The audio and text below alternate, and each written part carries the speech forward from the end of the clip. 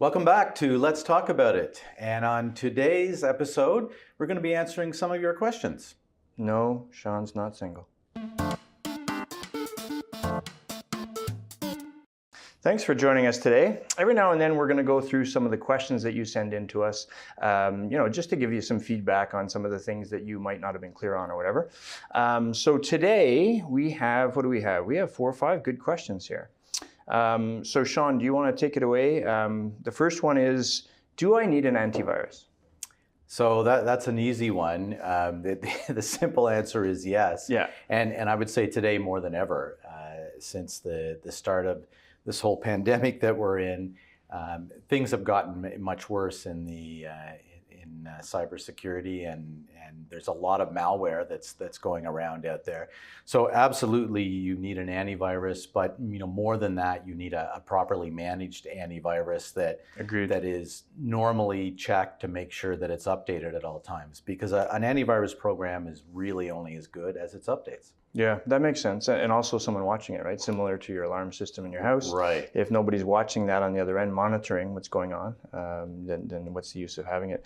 You know what I say to the customers a lot of the time is that, if your antivirus is not popping up, I would say like once a month or so, at least, warning you about something, malware that could be on your computer, something you've clicked on, something you received in your email, it's probably not doing its job, So I agree with you. We definitely need an antivirus. Yeah, and I think it's across all platforms as well, like whether you're using a Windows machine or a Mac-based machine. You always hear that, Macs don't need it. Yes, you need an antivirus for sure. Here's another good question. We hear this actually a lot. What is Office 365? It's just a generic question, but a lot of people are thinking that the software itself is the 365. Some of them have no idea what it is at all. Maybe it's a mailbox. So I've got kind of 3 different questions here that were from different people. The way Microsoft has changed their name now. It's Microsoft 365 as opposed to Office 365. Right. Can you just clear that up for them? Sure. So it can mean a few different things. Like Microsoft has moved a lot of their software to a subscription model, which does have a lot of benefits. It's low cost on a monthly or annual basis, and it means you get the most up-to-date version at all times. Which is nice. So that would be like having Word, Excel, Outlook, PowerPoint as the main programs that you would get with it, and you get the updated version. And they actually call that the Office Suite, right? It's the suite of programs. Yeah, that's right. The other thing it can mean is you may have, depending on the subscription you pick, and there's lots of different flavors, but you may have mail hosting as well. So Microsoft will also host your mail, which is an excellent platform, especially for business, because it allows you to do a lot of different things within your business, sharing various mailboxes, sharing calendars, that sort of thing, sharing contacts. So it's a very, very feature-rich mailbox that it would include. Now, do they only have products that are geared towards office, business, or do they also have personal ones? No, they have personal versions as well, like personal and home versions, which are a little different how the subscription works. They're very inexpensive. And really, for most people, gives you all of the products that you need. And then if you need the mail hosting, also gives you that. Fair enough. Now, one thing I notice myself as being an IT guy is that there's many different ways to get the software. Right? Microsoft's asking you to subscribe. You sometimes get it given to you with a computer. You can buy it at the local retail shop. You can see why it's confusing for the users. Right? There's just so many different flavors, so many different costs.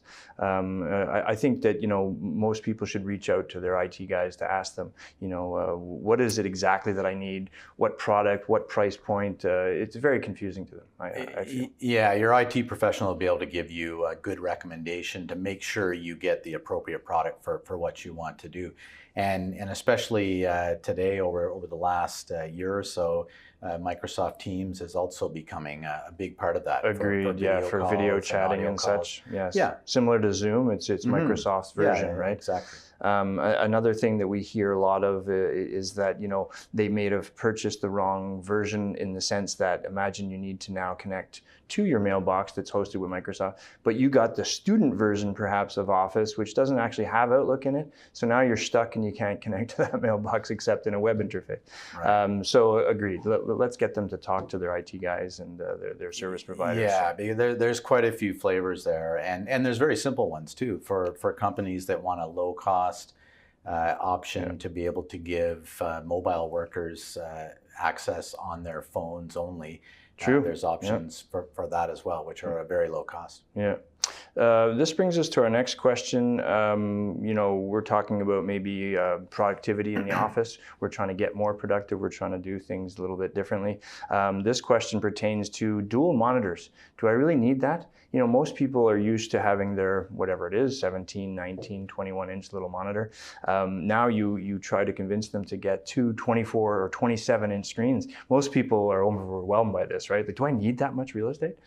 How do you feel about it? It's, for the cost of it, it's really a game changer, because you can then, like, I'll see a lot of people that will print things off to be able to then, type in the information from a page.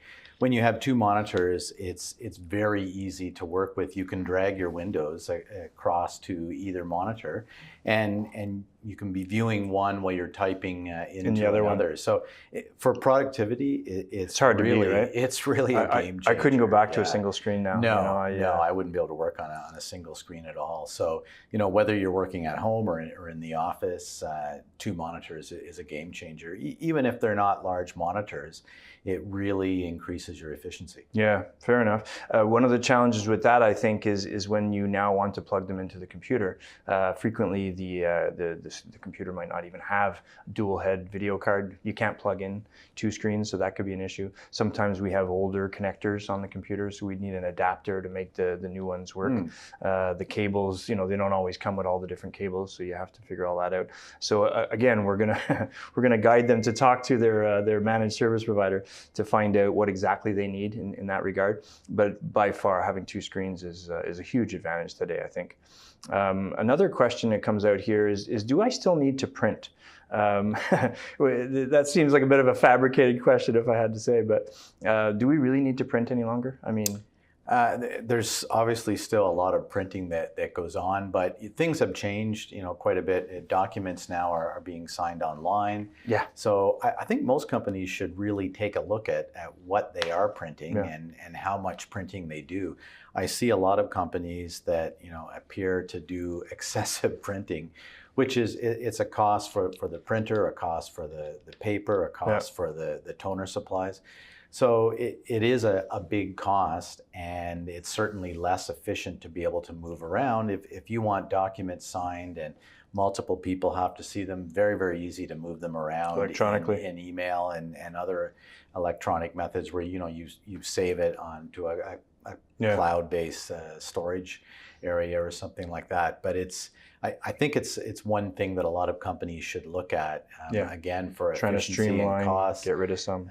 There seems to be more printing going on than this. Because I don't know about you guys, but we have at least, I would say 2-3 times a week, some sort of printing issue for one client or another. And it's always little silly things. And, it seems to be quite a pain and probably not necessary any longer.